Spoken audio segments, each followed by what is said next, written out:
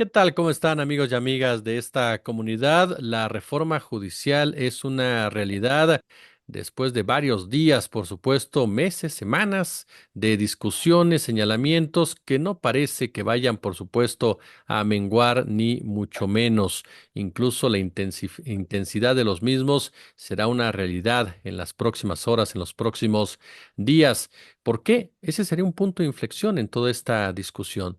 ¿Por qué una reacción como la que ha tenido hasta ahora la prensa capitalista, los empresarios, los intereses internacionales a una reforma de esta magnitud? Vamos a platicar de esto y más con mi querido Mercurio Cadena, abogado obradorista, quien saludo con muchísimo gusto. Mercurio, ¿cómo estás? Muy bien, Jesús, muchas gracias. Un cálido abrazo a ti y a todo tu auditorio. Gracias por tenerme por acá. Igualmente, querido amigo. Pues yo lo primero que te preguntaría es eso. ¿La reforma simbra como tal a la derecha o por qué la reacción por parte de la derecha de este tipo? Hay que decir que para poder entender bien a la reforma judicial, no basta con un análisis jurídico. Y ese es uno de los principales errores de los analistas que tienden a ser abogados o abogadas. Entonces, me parece que inicias bien. La perspectiva que construyes es la adecuada para adentrarnos al tema. Y yo creo que habría varias cosas que decir. La primera es que el Poder Judicial es uno de los reductos que le quedaba al conservadurismo en este país para articularse, para tomar fuerzas, para adquirir recursos y salir a la lucha política. México no es un país que se caracterice particularmente por sus organizaciones territoriales, ni de izquierda ni de derecha, hay que decirlo, aunque la derecha siempre ha tenido más instancias de organización porque normalmente tiene más recursos, las cámaras de comercio, las cámaras empresariales, etcétera, etcétera. Se han ido quedando sin algunos de los espacios que también acaparaban. Digamos, tienen los mismos que dependen de sus capacidades económicas, ¿no? Las cámaras de comercio, como ya mencionaba, etcétera. Está mi hija por acá, perdón por el ruido. Eh, pero están resintiendo la pérdida de otros que también estaban ya acostumbrados a tener y que un poco incluso asumían como patrimonio de alguna manera. Y el Poder Judicial es eso. Eso por un lado en términos como de pertenencia y de organización. Por el otro es un duro golpe en términos de prospectiva, sobre todo regional. No debemos perder de vista que desde el Poder Judicial se han articulado muchos de los golpes blandos que han simbrado América Latina. Pues con este golpe el obradorismo básicamente eh, debilita muchísimo una de las herramientas que tradicionalmente han utilizado para recuperar el poder a la buena o a la mala. Efectivamente, desde ese punto, y se ha discutido mucho, por supuesto, la reforma judicial desde la arista política, desde el punto de que la Suprema Corte de Justicia y los jueces hacen política, y no de ahora, desde hace muchísimo tiempo. Claro, yo incluso diría desde siempre. A mí me parece que habría que reconocer, y eso sería un avance importante por parte del gremio en términos educativos, en los que también hay un rezago importante y me parece que también habría que entrar. Pero me parece que un reconocimiento importante por parte de la disciplina jurídica sería el de afirmar con toda honestidad que el derecho no es otra cosa más que política.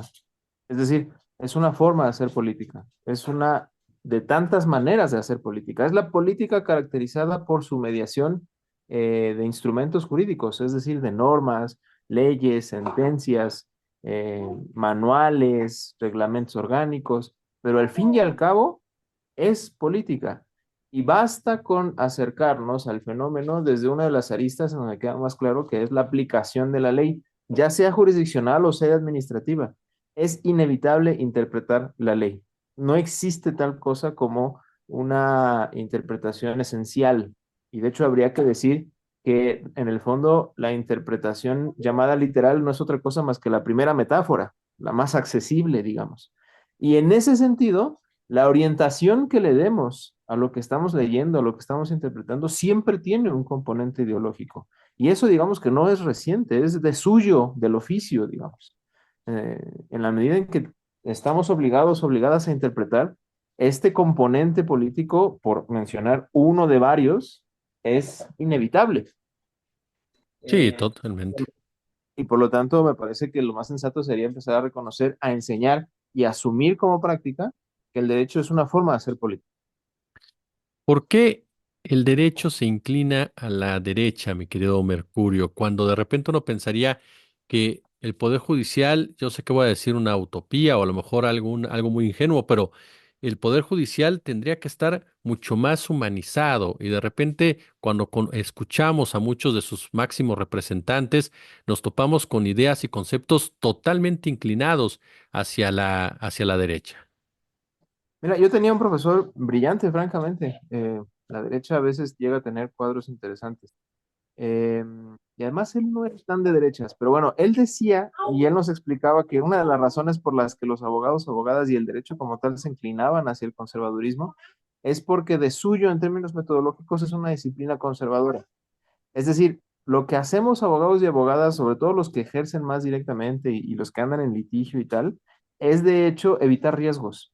O sea, a ti te pagan en general por evitarle riesgos a tu cliente, ya sea ante un juicio, ante la elaboración y firma de un contrato, en la negociación de alguna dinámica corporativa, por ejemplo, ¿no? La fusión, la adquisición de alguna empresa por otra todo lo que se espera, digamos, de un abogado o abogada que es contratada en esos procesos es la reducción de riesgos y sobre todo la maximización de utilidades, pero en clave de reducción de riesgos. Hay quienes han empezado ya a criticar esto incluso desde la visión empresarial y tal, pero digamos que de suyo, al menos el derecho liberal así se ha concebido y por tanto hay muchos abogados y abogadas que tienden a ser conservadores porque pareciera que nuestra disciplina nos exige eso, reducir riesgos. Ahora, hay que decirlo, esto no es esencial tampoco. Esto ha sido una manera de entender al derecho, sobre todo una manera liberal que asume que el principal producto del derecho tiene que ser la certeza jurídica, y se dice mucho por parte de abogados y abogadas, y eso no es otra manera, no es más que una manera elegante de decir que a los abogados y abogadas nos toca aportar valor vía reducción de riesgos. Es una visión que entiendo, pero que no comparto. Y me parece que el derecho también puede ser una herramienta que permita consolidar acuerdos políticos de una manera lo suficientemente clara como para que todos y todas tengamos claridad de las reglas conforme a las cuales se administra el poder, por ejemplo. Y si lo entendemos así, entonces ya la ideología, digamos, no está tan predeterminada, tan preprogramada como sí lo está en la visión y sobre todo en la manera de enseñar derecho a la que están acostumbradas las escuelas liberales, que en México hoy son todas, Jesús. Y eso es una de las crisis más importantes que tampoco se han mencionado. Es fundamental pensar, planear y luchar por la refundación de la enseñanza jurídica en México.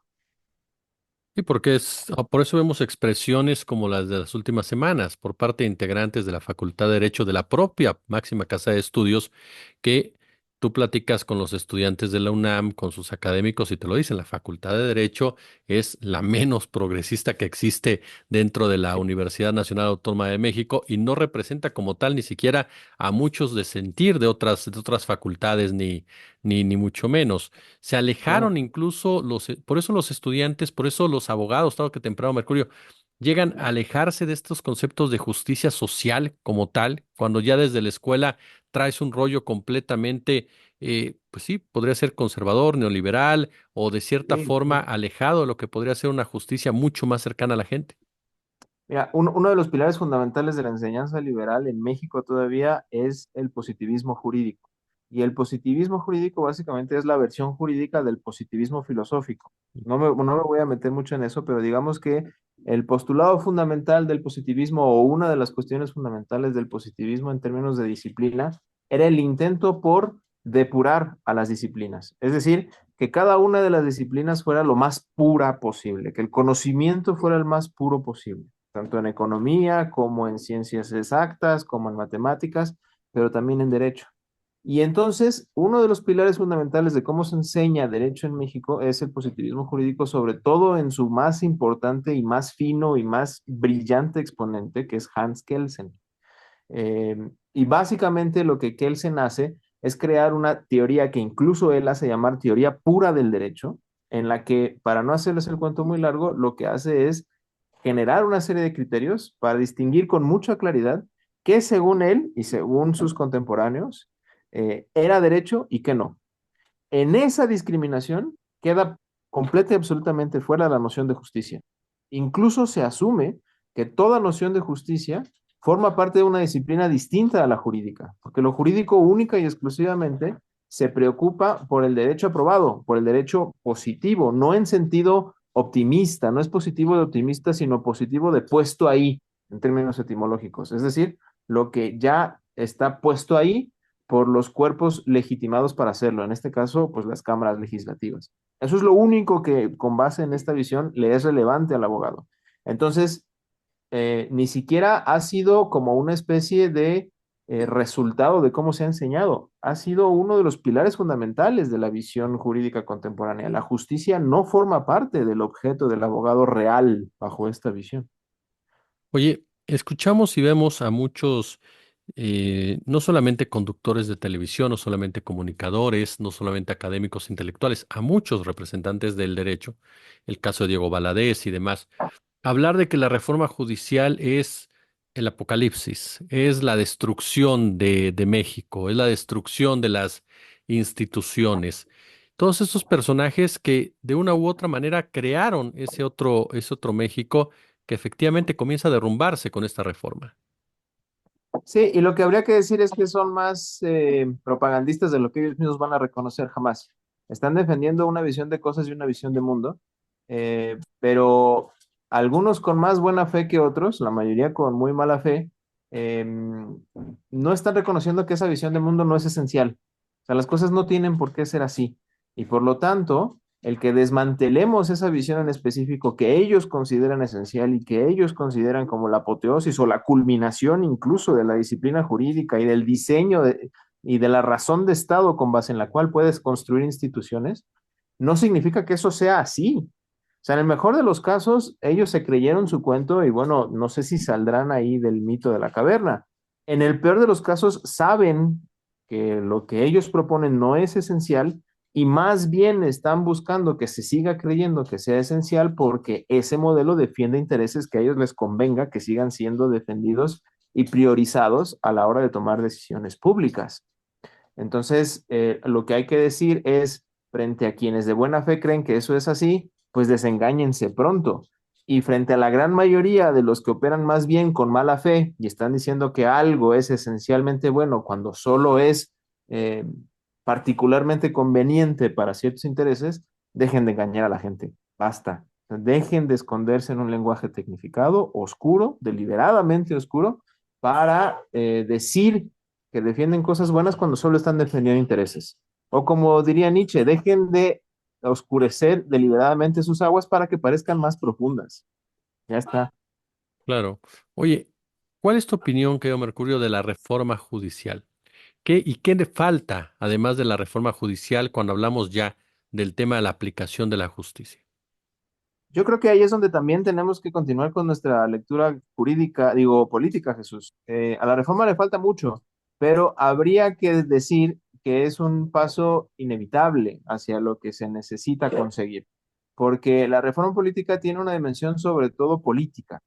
Es decir, su principal función es fortalecer el 39 constitucional, es decir, construir un régimen que se tome en serio la soberanía popular como pilar fundamental de las decisiones públicas en este país y tomándose eso en serio, desmantelar a un grupo de poder que se había enquistado en uno de los tres poderes. Es decir, estamos frente a una redistribución del poder, por supuesto, desde una lógica, esto hay que entenderlo desde una lógica política, que desmantela a una mafia que se había hecho de un espacio que no le correspondía, porque solo le correspondía al soberano, es decir, al pueblo.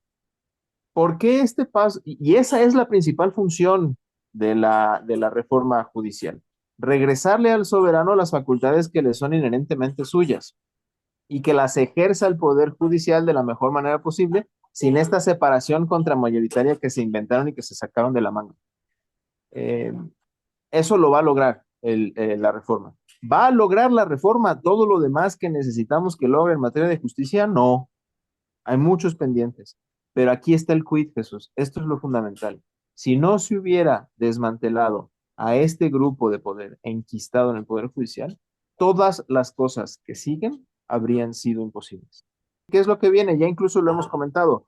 La reforma a las fiscalías, la reforma a los poderes judiciales locales, la reforma a la formación jurídica, la formación de abogados y abogadas, todo eso habría sido imposible de implementar como se implementará, porque las reformas incluso ya se están planeando, si no hubiéramos primero desmantelado a este grupo de poder que claramente estaba defendiendo intereses detrás del statu quo. Y así hay que leerlo, por supuesto. Es un reacomodo de poder fundamental en donde se recupera una parte importante del sector público que había sido acumulado, capturado por un sector que se sentía casi dueño de la justicia en México, lo que sea que eso signifique. Eh, Me parece que así en esa clave es que hay que entender a esta reforma de Estado, que es fundamental, es la más importante en 150 años, eh, y eso da claridad acerca de por qué se hace. Habilita en términos más sencillos, querido Jesús, habilita todo lo que viene. Por supuesto que hay pendientes, pero esos pendientes no tendrían condiciones de posibilidad si no hubiera sucedido primero esta gran reforma. Estaba leyendo un posteo que hiciste en tu cuenta de X, en donde hablabas de los inversionistas, que es parte, por supuesto, de la narrativa, del discurso, diría mi padre, el espántame panteón. Se van a Claro. ir los inversionistas y demás. Sí, bueno, lo acabamos de ver, o sea, lo vimos hoy. Esto es una pregunta que es muy pertinente el día de hoy, Jesús. Hoy incluso creo que el peso recuperó espacio frente al dólar. Eh, y eso me parece que es muy revelador. Los mercados pueden llegar a ser despiadados, eso lo sabemos bien, pero no son tontos. Y me parece, y yo lo decía ya desde días anteriores, que lo que estamos viendo es el reacomodo necesario frente a un país que se está volviendo normal, ni más ni menos. No es el gran radicalismo que pone en riesgo las instituciones, es solamente un país que se está tomando por primera vez en muchísimo tiempo su rol soberano, está tomando decisiones en ese sentido y que va a implicar que ya no puedan llegar a interactuar como si fueran dueños y señores. Van a tener que llegar como lo harían frente a casi cualquier otro país del mundo normal. Van a tener que llegar a un país que no es suyo, respetando las reglas y las soberanías de este país y aprovechando que esas reglas siguen siendo tan abiertas como siempre han sido para la inversión extranjera. Bienvenidos y se acabó. Mi querido Mercurio Cadena, abogado obradorista, siempre es un placer escucharte y aprender de ti, querido. Muchas gracias, Jesús. Igualmente ahí hacemos la lucha entre todos y entre todas. Y gracias por el espacio, gracias a tu auditorio también, y aquí estamos a la orden.